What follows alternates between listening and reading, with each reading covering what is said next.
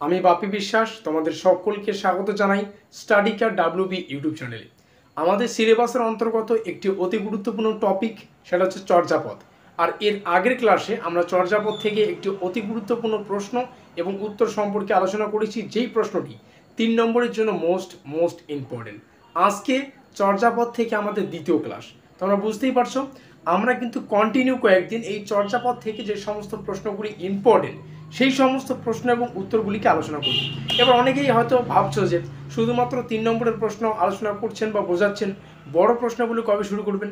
দেখো, চর্যাপদ আমাদের সিলেবাসের একটা অত্যন্ত গুরুত্বপূর্ণ টপিক। আর এই চর্যাপদ থেকে আমাদের 6 নম্বরের প্রশ্ন পড়তে হবে, 10 নম্বরের প্রশ্ন পড়তে হবে। আশা করি বোঝা গেল।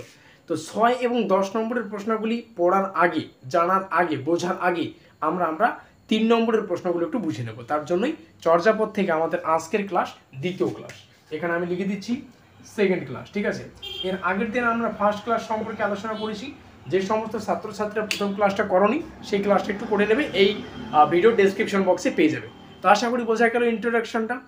মোদ্দা কথা হচ্ছে, চর্যাপদ থেকে আমরা অনবরত কয়েকটা ক্লাস আনবো, যেখান থেকে প্রথমে আমরা 3 নম্বরের যে সমস্ত প্রশ্নাবলী গুরুত্বপূর্ণ সেই সমস্ত প্রশ্ন, উত্তর এবং সেভাবে কিন্তু আমরা বুঝবো আর কি। তো আজকের এই ভিডিওটিতে আমরা যে গুরুত্বপূর্ণ প্রশ্নটির উত্তর সম্পর্কে আলোচনা করব, সেটা হচ্ছে বাংলা ভাষার প্রাচীনতম নিদর্শন কোনটি? এক কথায় যদি উত্তর লিখি তাহলে হচ্ছে চর্যাপদ। মানে বাংলা ভাষার প্রাচীনতম নিদর্শন হচ্ছে চর্যাপদ। তবে এই চর্যাপদ অনেকেই বোঝে না বিষয়টা কি। চর্যাপদ এটা কি, আসলে কি? দেখো, চর্যাপদের আসল নামটা যদি আমরা একটু জানি, তাহলে আসল নাম যদি আমরা জানতে চাই বা জানতে পারি, তো আসল নাম হচ্ছে চর্য বিনিশ্চয়। এই নামটা তোমাদের মনে রাখতে হবে। তো আমরা এই প্রশ্নটি যখন 3 মার্কের জন্য পরীক্ষা আসবে, তো আমরা বিস্তারিত একটু সাজিয়ে গুছিয়ে লিখবো। কিভাবে লিখবো? যে বাংলা ভাষার প্রাচীনতম নিদর্শন হচ্ছে চর্যাপদ, যার আসল নামটা এখানে আমরা দেখতে পাচ্ছি চর্য বিনিশ্চয়, দাঁড়িয়ে দিব। তারপরে আমরা লিখবো, তবে এটা জানতেই হবে যে চর্য বিনিশ্চয়, কারণ 6 নম্বরের প্রশ্ন উত্তরের ক্ষেত্রে এটা আমরা জানতে পারবো। তো তার জন্য ভালোই হবে যখন 3 নম্বরের দিকে আমরা বিস্তারিত আলোচনা করছি। তারপরে লিখতে হবে এখানে সর্বমোট 46টি পদ আছে। কতটি? 46টি পদ আছে। এখানে আমি লিখে দিচ্ছি পদ।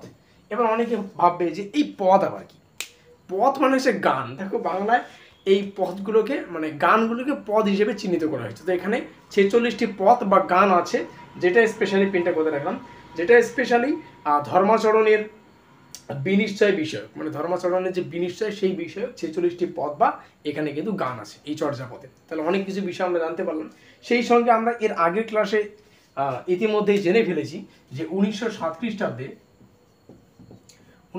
খ্রিস্টাব্দে কিন্তু মহামহোপাধ্যায় হরপ্রসাদ শাস্ত্রী কিন্তু এই চর্যাপদের আবিষ্কার করে থাকেন বা করেছিলেন আর কি। তো এই দুটো ক্লাস আমরা আলোচনা করলাম, আরও 2-1টা ক্লাস আমরা 3 নম্বরের প্রশ্ন হিসেবে আলোচনা করব। আর তোমরা চাইলে আমাদের পেইড নোটস নিতে পারো, ভালো করে বুঝে নাও। আমরা কিন্তু এই সম্পূর্ণ সিলেবাস থেকে 100% কমন যোগ্য, আমি জাস্ট এটা একটু মুছছি, ঠিক আছে? ব্ল্যাকবোর্ডটা মুছলাম। আমরা সম্পূর্ণ সিলেবাস থেকে 100% কমন যোগ্য প্রশ্ন এবং উত্তরগুলিকে আমরা আমাদের পেইড নোটসের আওতায় করেছি। যে সমস্ত ছাত্রছাত্রীরা আমাদের পেইড নোটস নিয়ে পড়াশোনা করতে চান, একটু ভালো করে এই পাঠটুকু বোঝো। দেখো, সিলেবাস থেকে 3 নম্বরের, 6 নম্বরের এবং 10 নম্বরের আমাদের সিলেবাস থেকে এই 3 ধরনের প্রশ্ন আসে। 3 নম্বরের, 6 নম্বরের এবং 10 নম্বরের। তো আমরা সিলেবাস থেকে যে সমস্ত গুরুত্বপূর্ণ 3, 6 এবং 10 নম্বরের প্রশ্নগুলি পড়তে হবে, সেই প্রশ্ন এবং উত্তরগুলিকে আমরা আমাদের পেইড নোটসের আওতায় করেছি।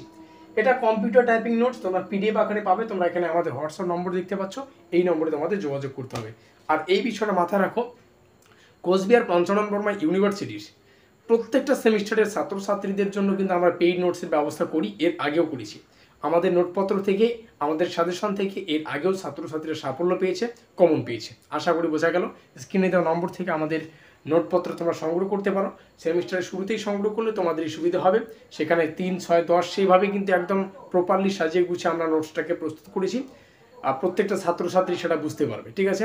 আর খুব ভালো হবে যদি সেমিস্টারের শুরুতেই নিয়ে তোমরা কিন্তু প্রস্তুতির একটা সময় পাবে। সেই সঙ্গে কোশ্চেন প্যাটার্ন তোমরা যদি জেনে না থাকো, আমরা তো এখানে জাস্ট আলোচনা করলাম 3, 6, 10, কিন্তু 3 নম্বরে কতগুলো প্রশ্ন আসে, 6 নম্বরে কতগুলো প্রশ্ন আসে, 10 নম্বরে কতগুলো প্রশ্ন আসে, কতগুলো প্রশ্নের উত্তর করতে হয়, এই রিলেটেড আমরা ইতিমধ্যে একটা বিস্তারিত আলোচনা করে ফেলেছি যে প্রথম সেমিস্টারের কোশ্চেন প্যাটার্ন এবং নম্বর বিভাজনটা কি। তোমরা ওই ভিডিওটি ডেসক্রিপশন বক্স থেকে দেখে নিতে পারো।